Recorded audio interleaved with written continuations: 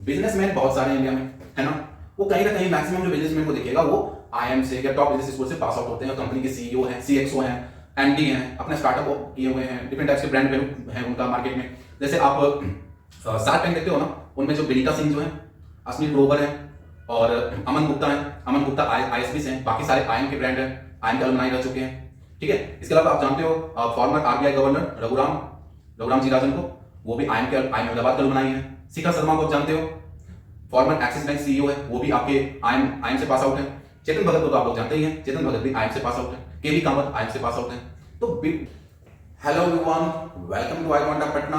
I am Amit Anand and today I am going to talk about career after 12th।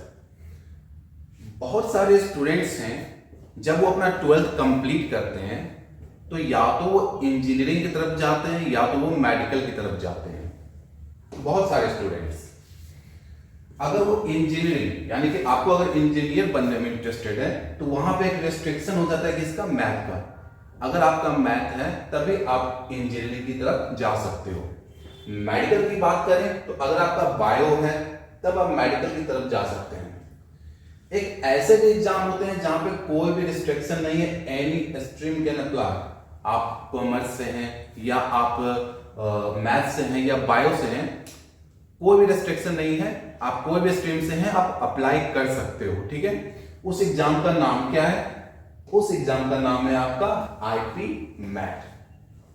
IP mat जो exam होते हैं इसमें आपको कोई सब्जेक्ट का रेस्ट्रिक्शन नहीं होता है, ठीक है। और it is the one of the best programme where student can make their future in the business world. If you want your career in business world then it is the best program for you, okay। But इस programme में आपका restriction नहीं होता है, आपको कोई भी stream है, कॉमर्स से है, आर्ट्स से है, साइंस से है, बायो से है, anything you can apply for this programme. अब आईपीमेट होता क्या है इसके बारे में जान लेते हैं।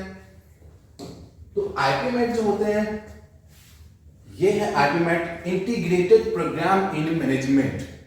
Integrated programme in management. इसको कंडक्ट कौन करवाती है? इसको कंडक्ट करवाने वाला जो ऑर्गेनाइजेशन है वो है IIM, Indian institute of management. आप लोग तो जानते होंगे, टॉप इंस्टीट्यूट है इंडिया का आईआईएम। जब आप इंटीग्रेटेड प्रोग्राम यहां से करते हैं, इंटीग्रेटेड प्रोग्राम में आप करते क्या हो? बीबीए प्लस एमबीए, 5 इयर्स का इंटीग्रेटेड प्रोग्राम यहां पे करवाए जाते हैं, जहां पे 3 इयर्स का यूजी बीबीए प्लस 2 इयर्स का पीजी एमबीए आप करते हो। और वो करने के बाद आप प्लेस होते हो एक टॉप कंपनी में विद टॉप पैकेज पे। तो आईपीमेट जो हम करते हैं तो वाई आईपीएम होता है। बहुत सारे स्टूडेंट करते हैं इंजीनियरिंग के बारे में तो जानते हैं, हम सॉफ्टवेयर इंजीनियर बनेंगे, ये बनेंगे, मेडिकल के बारे में डॉक्टर बनेंगे। आईपीएम से क्या फ्यूचर होगा, क्या ग्रोथ होगा उसमें, आईपीएम क्यों बेस्ट होगा मेरे फ्यूचर के लिए। तो सबसे पहला, अगर आप बिजनेस वर्ल्ड में अपना कैरियर बनाना चाहते हो तो it is the best programme for you. और आजकल जान ही रहे हो ना, जो मैक्सिमम कंपनियां, मैक्सिमम स्टूडेंट बिजनेस एरिया में ही इन्वॉल्व हो रहे हैं, क्योंकि आज के जमाने में business most of the important thing बन चुका है, ठीक है। आप जानते हो आईआईएम के बारे में तो आप जानते हैं, ठीक है। तो वाई आईपीएम, तो ये 7 थिंग्स जो बताएगा जो आपको आईपीएम क्यों करना चाहिए। सबसे पहला है इंडस्ट्री नॉलेज। यहां पे आपको इंडस्ट्री नॉलेज मिलता है, मींस दैट जब आप आईपीएम प्रोग्राम करने के लिए आईआईएम में जाते हो तो वहां डिफरेंट बैकग्राउंड से स्टूडेंट आते हैं। पहले ही बोले थे ना, एनी स्ट्रीम कैन अप्लाई, तो हर एक बैकग्राउंड के स्टूडेंट आते हैं। तो डिफरेंट टाइप की कंपनियां भी आती है और वहां पे स्टूडेंट को प्लेस करती है। तो डिफरेंट टाइप की कंपनियां आती है तो आपको डिफरेंट टाइप के थिंग पढ़ाए जाते हैं। तो यहाँ पे इंडस्ट्री नॉलेज होता है, इंडस्ट्री नॉलेज बहुत ज्यादा होता है यहाँ पे। Second, higher earning. आईआईएम में सबसे पहले एकदम फ्रेश स्टूडेंट, जो टैलेंटेड स्टूडेंट है, उनको सेलेक्ट किया जाता है। आप पढ़ोगे अच्छे से, आप इंटरव्यूज का क्रैक करोगे तभी तो वहां जा पाओगे ना। अगर every year 50,000 approximate student exam देते हैं, उसमें से सेलेक्टेड 300 to 400 स्टूडेंट को आईएम में सेलेक्ट होते हैं। अब वहां पे सेलेक्ट होने के बाद उनको 5 इयर्स उन पे वर्क किया जाता है। अब 5 इयर्स वर्क करने के बाद यहाँ का एवरेज पैकेज की भी बात करें आईएम का तो 30 लाख 31 लाख 32 लाख है। तो यानी कि अगर आपको कोई कंपनी 30 लाख 32 लाख ऑफर कर रही है तो पोस्ट कौन सा देगी? बहुत अच्छा ही पोस्ट देगी ना। तो स्टार्टिंग में आपका हायर अर्निंग रहता है और ये आईएम से अगर पास आउट होते हो तो हर साल आपका अर्निंग ग्रोथ जो है बढ़ते रहता है, यानी कि 10 to 50% 20% तक आपका जो सैलरी पैकेज है वो इंक्रीज होते रहेगा एवरी ईयर। पर्सनालिटी डेवलपमेंट सबसे पहले की बात है, जब आप आईआईएम में जाते हो तो वहां पर जो भी स्टूडेंट हैं डिफरेंट बैकग्राउंड से हैं और सब अच्छे बेस्ट स्टूडेंट हैं। तो आप एक अच्छे स्टूडेंट के सराउंडिंग में रहते हो तो आपका पर्सनालिटी डेवलपमेंट तो सही हो जाता है, बहुत अच्छा होगा। इसके अलावा वहां के जो फैकल्टी होते हैं, इंडियन भी फैकल्टी रहते हैं, फॉरेन भी फैकल्टी रहते हैं, वो आप पे 5 इयर्स वर्क करते हैं पर्सनालिटी डेवलपमेंट में। यानी कि जो आप फर्स्ट डे थे, जो आप 5 इयर्स के बाद निकलोगे उसमें आकाश और जमीन का फर्क होगा। आपका पर्सनालिटी बहुत अच्छा हो जाएगा, एक अट्रैक्टिव पर्सनालिटी होगा और बिजनेस में अट्रैक्टिव पर्सनालिटी का बहुत डिमांड होता है। जो पर्सनालिटी आपका अच्छा रहता है, आपका जेस्चर एंड पोस्चर अच्छा रहता है, आपका बोलने का तरीका एवरीथिंग आपका अच्छा रहता है, तो आप बिजनेस में बहुत अच्छा जाके करते हो। ठीक है, बेटर जॉब प्रोफाइल। अभी क्या है, जो बेटर जॉब प्रोफाइल आपको मिलेगा, आपको अगर हम 25 लाख का पैकेज दे रहे हैं तो जॉब प्रोफाइल को नीचे वाला तो नहीं देंगे, अच्छे रैंक का जॉब प्रोफाइल देंगे। किसी कंपनी में मैनेजर के पोस्ट पे आपको प्रोफाइल दिया जाएगा। नेटवर्किंग क्या होता है ना, मींस दैट जब आप आईआईएम से पास आउट होते हो तो आपके फ्रेंड्स डिफरेंट टाइप के स्टूडेंट अलग अलग जगह पर पोस्ट होते हैं।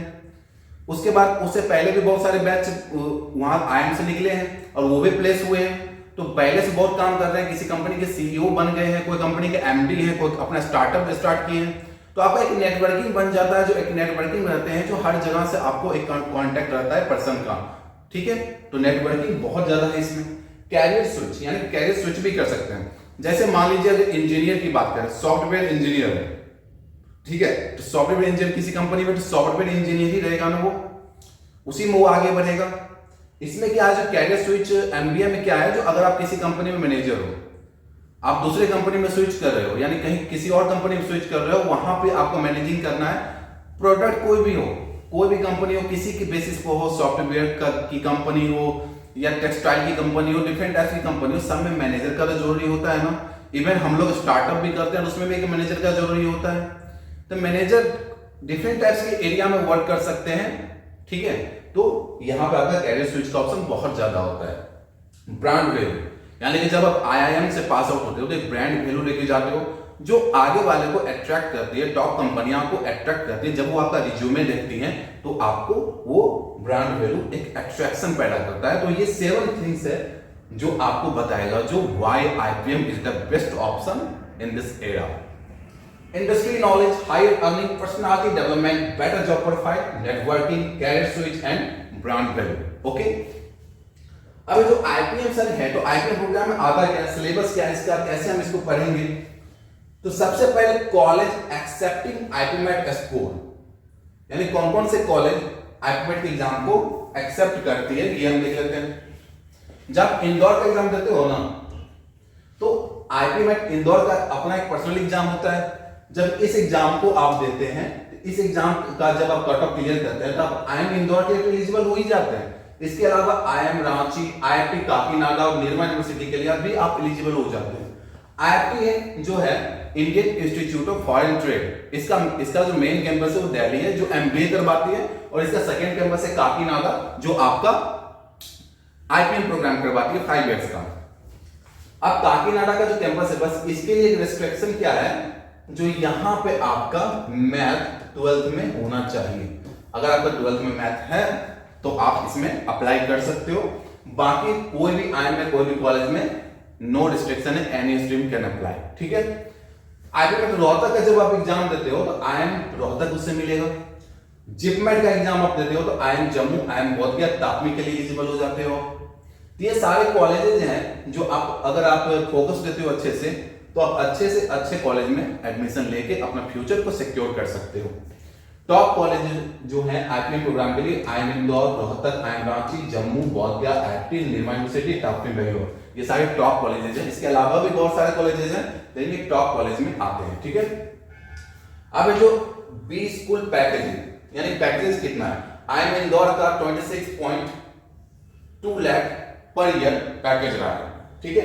इस ईयर का रहा है, लास्ट ईयर ये 30 लाख के अप्रॉक्स में था और इस साल 26.2 से 29.1 तक का पैकेज रहा है इसका एवरेज पैकेज।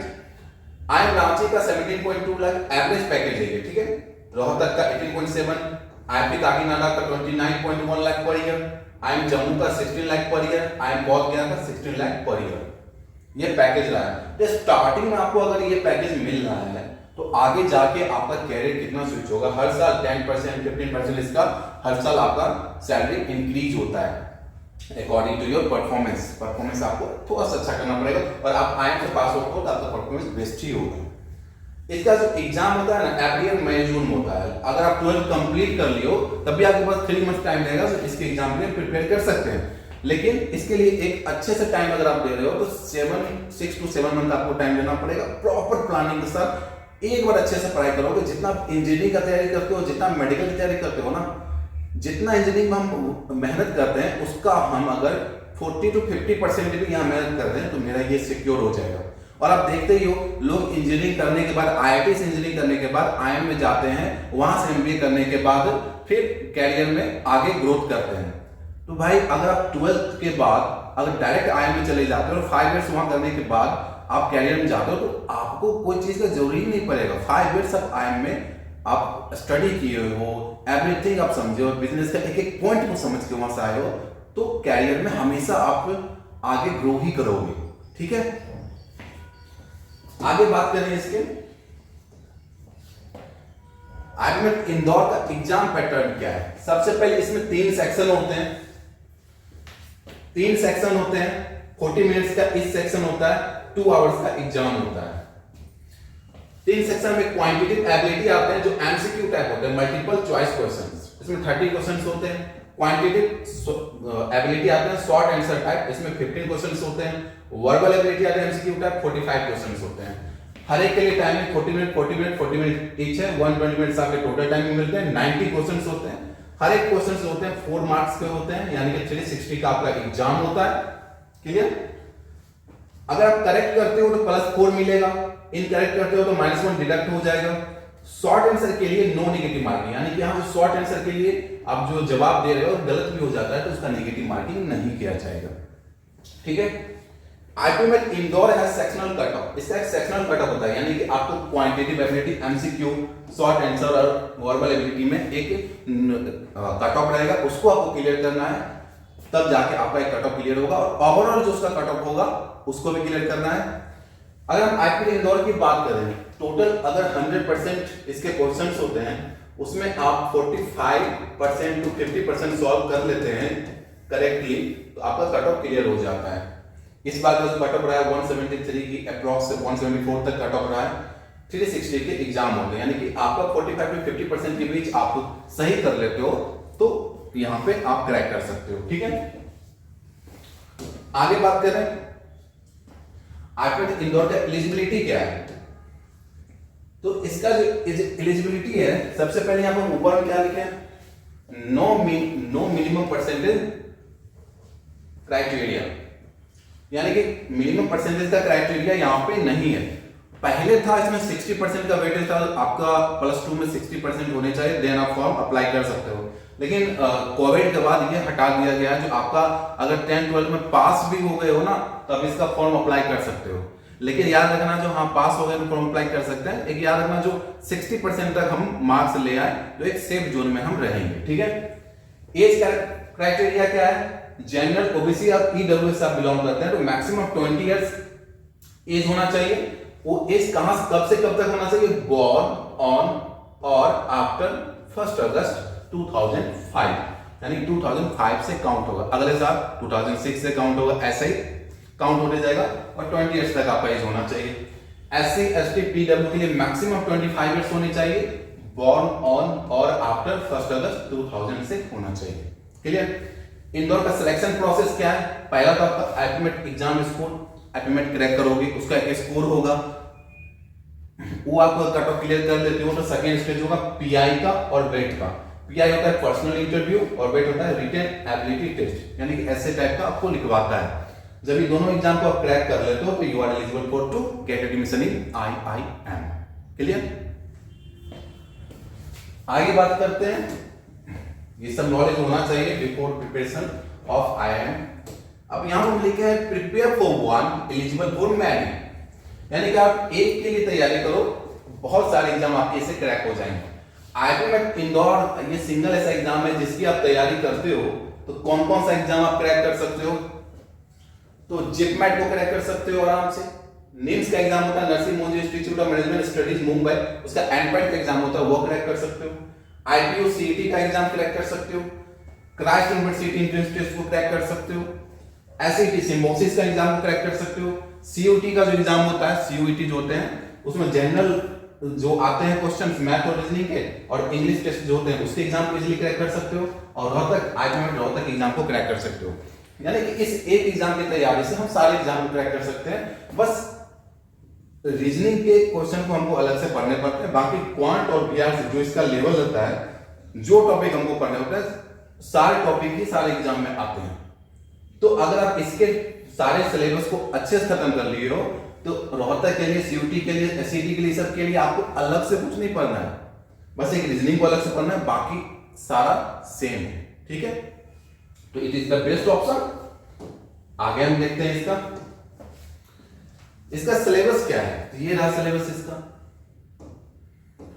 सिलेबस जानना बहुत जरूरी है। आईआईएम इंदौर का सिलेबस ये रहता है। इसमें सिलेबस में क्या है,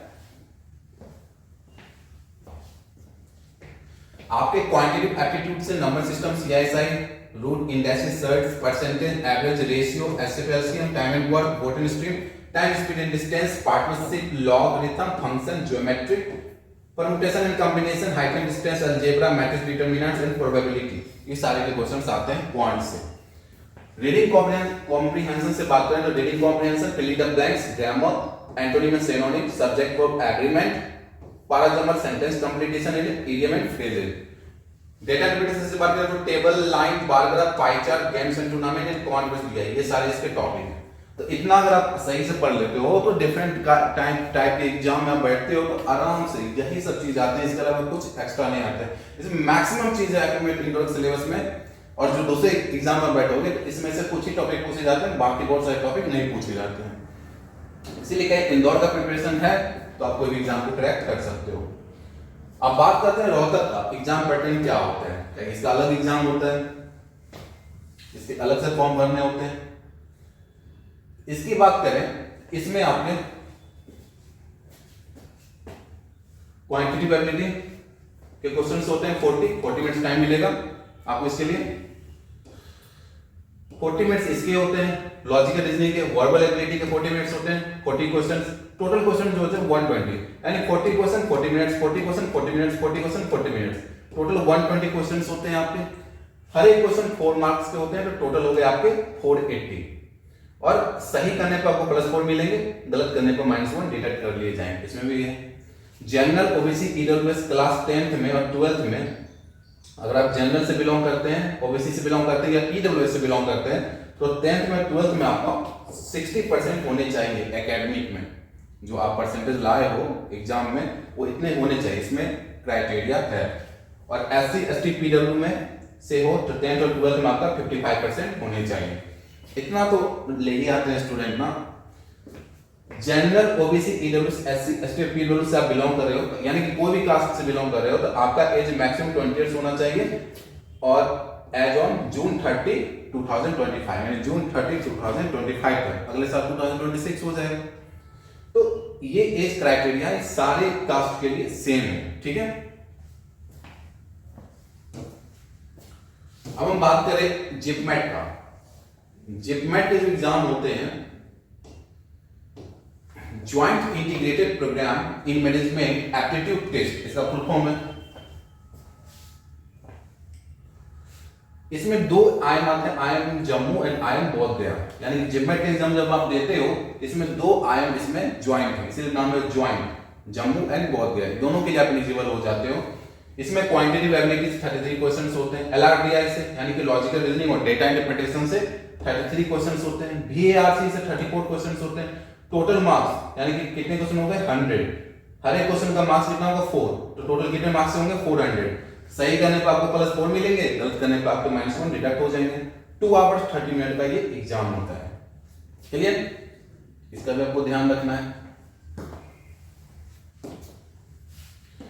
अब देखिए लॉजिकल रीजनिंग जो टॉपिक होते हैं वो आईपी में 12 तक और जिपमेट में आते हैं, इंदौर में नहीं पूछे जाते हैं। तो कौन कौन से टॉपिक होते हैं रीजनिंग के?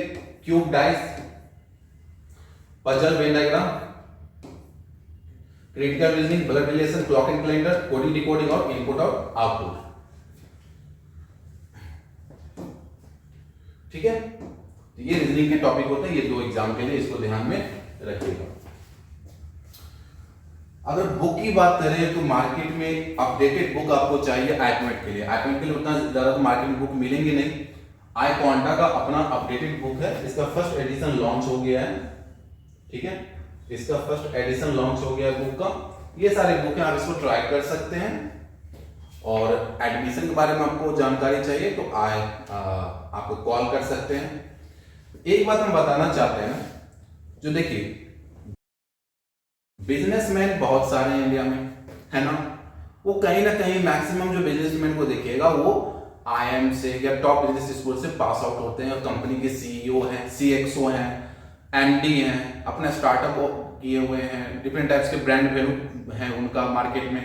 जैसे आप शार्क टैंक देखते हो ना, उनमें जो विनीता सिंह जो है, अश्विनी ग्रोवर है और अमन गुप्ता है। अमन गुप्ता आईएसबी से हैं, बाकी सारे आईएम के ब्रांड हैं, आईएम के अलुमनाई रह चुके हैं।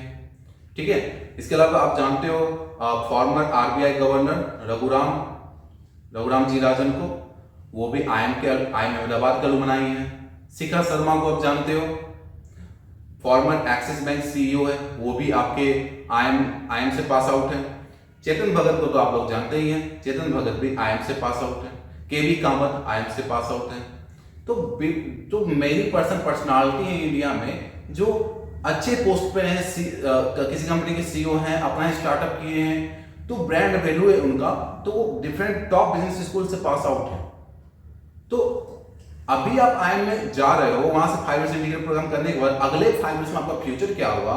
क्या आप कंपनी के सीईओ बन जाओगे, किसी कंपनी का सीईओ हो गया, अपना ब्रांड वैल्यू होगा आपका इंडिया में नहीं, not only in India, all over the world में आपका वैल्यू होगा। कौन नहीं पहचानता है रघुराम जी राजन को? कौन नहीं पहचानता है? फॉर्मर आरबीआई गवर्नर रह चुके हैं वो। तो ब्रांड वैल्यू पे वर्क करना है, अपना एक ब्रांड बनाना, अपना एक वैल्यू बनाना है। कहते हैं ना, एक अपना ब्रांड होना चाहिए। मेरा नाम अगर है कुछ एक्स है तो एक्स तो बहुत का नाम होगा, लेकिन अगर आप ही को क्यों वो पहचानता है रघुराम जी राजन, तो रघुराम नाम से तो बहुत सारे पर्सन होंगे, लेकिन रघुराम जी राजन करने के बाद एक ब्रांड वैल्यू बन जाता है ना।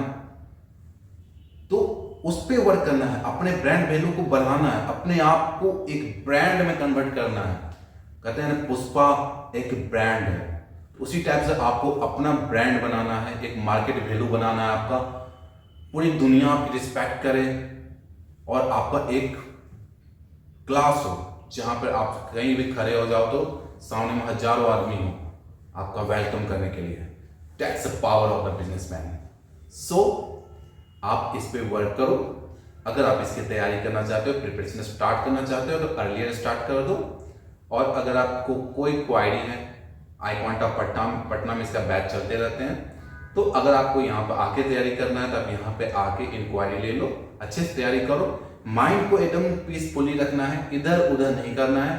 एक बार एडमिशन लेना है और फोकस देना है पढ़ाई पर, आराम से क्रैक कर लोगे अगर आप सही से फोकस दोगे। इधर उधर दिमाग नहीं रखना है। 6 to 7 मंथ अगर आप सही से कर लोगे ना तो आराम से एग्जाम को क्रैक कर सकते हो, नो विदाउट एनी डाउट, ये मेरी गारंटी है। तो आप इस पे वर्क करो, ठीक है, और अच्छे से वर्क करो और अपने पेरेंट्स को प्राउड फील करवाओ जो आपने आईएम के एग्जाम को क्रैक कर लिया है, यानी कि आपका फ्यूचर सिक्योर हो चुका है आईएम में एडमिशन लेने के बाद।